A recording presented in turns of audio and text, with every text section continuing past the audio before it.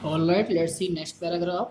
So, on entering the hotel with his team, he engaged the terrorist in a fierce gunfight. मतलब अब थोड़ा सा biography मतलब जो आपके संदीप उन्नीकृष्णन थे इनके बारे में कुछ इनके ब्रेवरी के बारे में कुछ बातें की जाएंगी। इन्होंने कैसे ये नाम एक बच्चे के मन में किस वजह से कबीर इनको फॉलो करता था, इन्हें अपना आइडल मानता था और इनके तरह बनना क्यों चाह रहा था, क्योंकि उसने इनके इंसिडेंट के बारे में इस ब्रेवरी टास्क के बारे में पढ़ा कहीं सुना था। इस वजह से इनसे काफ़ी मोटिवेट हुआ, इस वजह से इनको फॉलो करने लगा। तो देखते हैं उन्होंने क्या काम किया था अपनी लाइफ में जिसकी वजह से वो लोग छोटे से छोटे बच्चे के मन में अपना नाम बना ले गए। ठीक है, देखेंगे। सो मेजर जो आपके संदीप उन्नीकृष्णन थे, होटल एक होटल में यानी जो ताज होटल था मुंबई में, वहाँ पे टेररिस्ट का अटैक हुआ था। तो उन टेररिस्ट को वहाँ से निकालने के लिए, भगाने के लिए अपनी टीम के साथ होटल में इंटर करते हैं। इंटर करने की ही बाद उनकी जो इंगेज्ड मतलब जो टेररिस्ट के साथ बहुत तेज भयानक गन गन फियर्स मतलब भयानक बहुत फोर्सफुली, फियर्स गन फाइट मतलब भयानक गन फाइट मतलब बंदूकों से लड़ाई स्टार्ट हो जाती है। बंदूकों से लड़ाई का मतलब ये नहीं एक दूसरे पे गोलियां चलाना स्टार्ट कर देते हैं, दो एक दो मतलब टेररिस्ट एंड सारे हमारे soldier. When one of his commando was hit in the exchange of fire, मतलब उसमें से जो संदीप उन्नीकृष्णन के एक जो वो था साथी थे वो एक हिट कर जाते हैं, मतलब गोली लग जाती है उन्हें। तो ही अरेंज फॉर हिज इवैक्यूएशन, मतलब इवैक्यूएशन मतलब बाहर निकालने के लिए उनका अरेंजमेंट करते हैं कि कुछ जो घायल हुआ साथी है उनको उसको कैसे बाहर निकाला जाए, कैसे वहाँ से बचाया जाए। Even though he knew that his life was in danger, जबकि उनको मालूम था कि अगर मैं बचाने गया तो मेरी लाइफ खुद खतरे में आ जाएगी, बट फिर भी वो major Unnikrishnan chase the terrorist, फिर भी वो उस टेररिस्ट को पीछा करते हैं, उसको पकड़ने के लिए दौड़ते हैं। ठीक है। करेजियस संदीप, करेजियस मतलब बहादुर, told the rest of the team मतलब बाकी सब टीम को बोल रहे हैं, don't come up I will handle them, कहते हैं कि ऊपर मत आओ, अब मैं मैनेज कर लूँ, आई विल मैनेज देम, मैं सभी को संभाल लूंगा। Okay. So he followed the terrorist who had escape to another floor of the hotel, तो उस टेररिस्ट का पीछा करते हैं जो दूसरे फ्लोर पे भाग भाग रहा था, मैंने भाग चुका था। The gun fight went on, मतलब गोलियों से लड़ाई चल रही है, कंटिन्यू है, for some time and the major was hit by their bullet, तो मेजर को भी गोली लग जाती है। In a last effort he still try to save his soldier Gajendra Singh, तो जिसको गोली पहले लगी थी उनका नाम क्या था, गजेंद्र सिंह, इनके उनिन कृष्णन के वो टीममेट थे, तो उनको गोली लगी थी, उनको बचाने के लिए कोशिश में लगे थे, जिसकी वजह से इनको भी एक गोली लग जाती है, but eventually succumbed on to his injury, succumbed मतलब गिव अप, सबमिट मतलब सबमिट कर देते हैं, गजेंद्र सिंह अपनी चोट पे जो इंजरी थी उस पर सबमिट कर दिया, यानी अपनी जान दे देते हैं। ठीक है। नेक्स्ट, अब आते हैं कबीर के असाइनमेंट पे जो कबीर बोल रहे हैं। कबीर पोस्ट पोस्ट मतलब कबीर पढ़ते पढ़ते रुक जाते हैं। By now every I was focused on him, अब सारे बच्चे उसकी तरफ बहुत ध्यान से देख रहे हैं, फोकस मतलब ध्यान। बहुत इंटरेस्टिंग स्टोरी है, उसको पढ़ते समय सब बच्चे उसको ध्यान से सुन रहे हैं।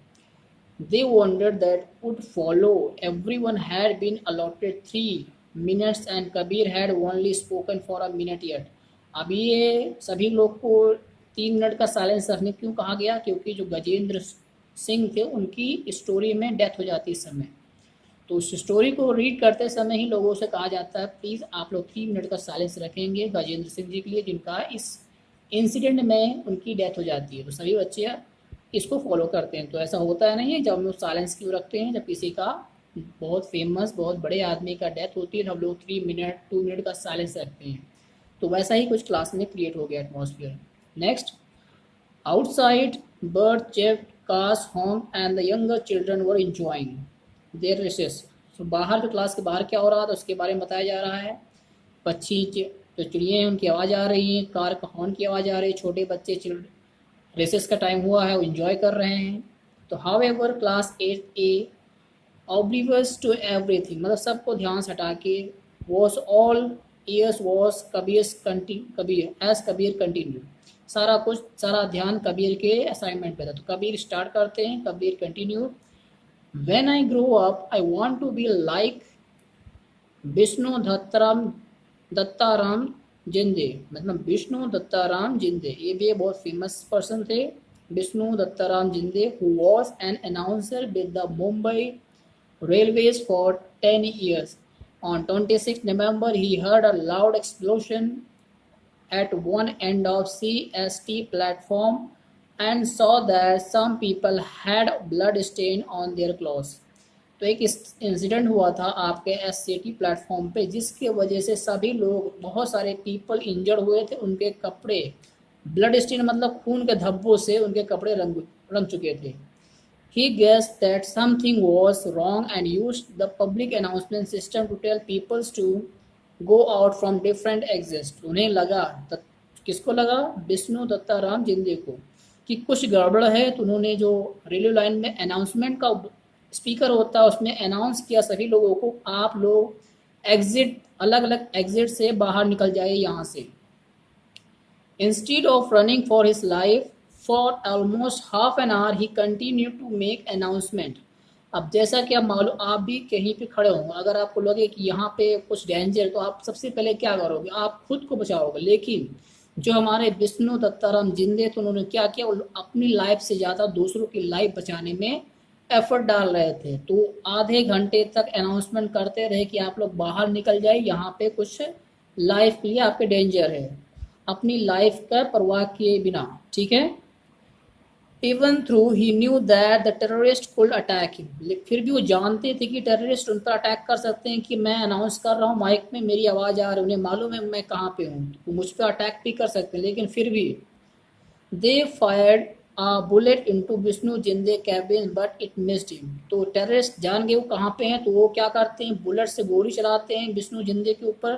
मतलब वो जिस कैबिन से, कैबिन मतलब एक ऑफिस होता है जहाँ से वो बोल रहे होते हैं, अनाउंस कर रहे हो, तो वहाँ पे उसके ऊपर गोली चला दे, बट बुलेट उनको लगती नहीं है. It missed him. नेक्स्ट देखते हैं.